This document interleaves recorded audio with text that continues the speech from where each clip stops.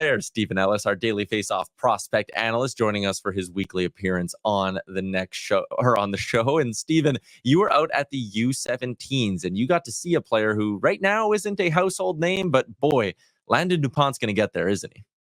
Yeah, Landon DuPont, the stuff he's doing in the WHL is incredible this year. Like, he's on pace for better numbers than Connor McDavid in his exceptional status here. Now, slightly different situations. One's a forward, one's a defense. But Connor McDavid's the best player in the NHL, and Landon DuPont's a defenseman. That's incredible. And if you might remember, his dad, Mickey DuPont, played a few games in the NHL. He's kind of a Spangler Cup legend, which is a big reason why I'm a fan of him. But watching him play, or he's a tough guy. He's going out there and hitting everybody. DuPont is this skilled defenseman who looks so much like Cale Makar out there. And he's easily the best player in the under-17 tournaments. The quarterfinals begin today. Canada Red has a bye to the semifinal tomorrow. But, watching him in person, you see a game breaker right there. And I think you're going to be hearing a lot about him heading into the 2027 NHL draft. But again, he's a 2009 born player if you want to make yourself feel pretty old. Yeah, very on brand for me. We got a Spangler reference. That was fantastic. And think back to, I don't know, a couple of days ago, Election Day. What did you say? Big day for Americans? Yeah, the Americans, they beat Finland. I believe they had 4 shorthanded goals, which is quite impressive on its own. Yeah, exactly what I was thinking on Tuesday. Big day for the Americans at the World Under-17s.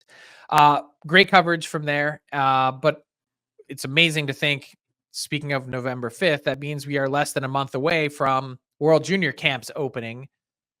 Early size up for the World Junior Tournament. This is not going to be a shock to anybody, but it looks like Canada and USA are the 2 favorites. You look at the Canadian team there, we're expecting a lot of guys of NHL experience, whether it be Jet Luchenko, Easton Cowan, Cal Ritchie. That's going to be really exciting. There's going to be a lot of competition for this team. I think, Porter Martone is a top 3 prospect for this year's draft. I thought maybe he had an outside chance of making this team, but watching him play up close in Brampton with Carson Rakoff, who should be on this team after making the team last year, it'd be a hard thing to kind of separate those two. A lot of people often question the goaltending. I don't think that's going to be an issue for this team. There's a lot of good options like Carson Bjarnason and Joshua Ravensbergen. But then you go look at that American team, and they've got James Haggins, the top prospect for 2025. We're expecting another year of Ryan Leonard and Gabe Perreault, and all 3 of those guys are just dominating. They've got some other key pieces from last year's team that won gold, Trey Augustine and Zeev Buiam. Obviously they're expecting to have them. We don't have the rosters yet, but those 2 teams are going to be neck and neck. And if we know anything, the Americans want to win in Canada every single time. You want to win anywhere, but going across the border, winning that game December 31st, and then hopefully winning again on January 5th in the championship game, that's important for the Americans. We talked about the first overall pick recently as well. I think last time you were on the show. Do you have a new entrant in that category? Like the way Michael Misa is playing right now, he's been mentioned before, but for a reason. You go out there, look at those goal counts, 18 goals, 15 games. Like, he's on pace to have, and I love saying on pace because it kind of gives you a good idea of what's going to happen. He's definitely a threat to make Canada's World Junior team, but if he does not, we could see him go out there and get 75, maybe even 80 goals, which has not been done, at least in my lifetime. So that would be unbelievable. And, you look at some of the best draft seasons ever by these guys that have had exceptional status, whether it be, John Tavares, Connor McDavid, and Michael Misa is going out there and competing with them with the best. So Saginaw went out and won the Memorial Cup last year. We're expecting they're going to go far again. And Michael Misa, you got to get a chance to see him because he's just in the right spot at the right time every single night. So talk to us about Misa's career arc, because he was the guy. I'm probably exaggerating, but it was like 5 years ago. Like, this guy was already starting to become a high school household name. And then it was like he went like this, and then did it fall off? Like, why wouldn't he have been the consensus number 1 pick right now, given all the hype that existed, back when he was playing minor hockey? I think there were just other guys that were coming out and shining in other ways. I remember watching him a lot at the U14, U15, U16 level. And when he got exceptional status, I was a little surprised. He had great OHL Cup, produced Connor McDavid and guys like that. But like he owns the all-time record. But then he went to the OHL and he had a very good first season. And then last year he had 75 points.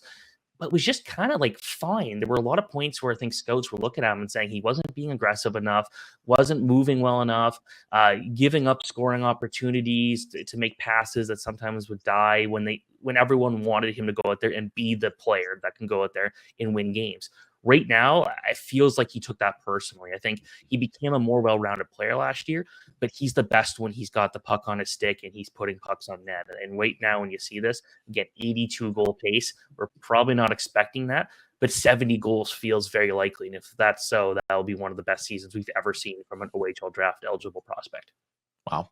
You talked about his potential chances on the World Junior team, one thing that could affect that. And we had this as an inbox question earlier in the week from Christopher Palmer, so I wanted to give him some credit. But he wanted to know any NHLers that you're looking at that could be loaned to the World Juniors. I wouldn't be surprised. Like heading into the season, I wouldn't have expected it, but I would not be surprised if Will Smith plays for the United States. And I think that'd be pretty interesting. Talking to some scouts at the U17s, a lot of people think that's what's going to happen. Now, who knows? You know, he's starting to play a bit better right now.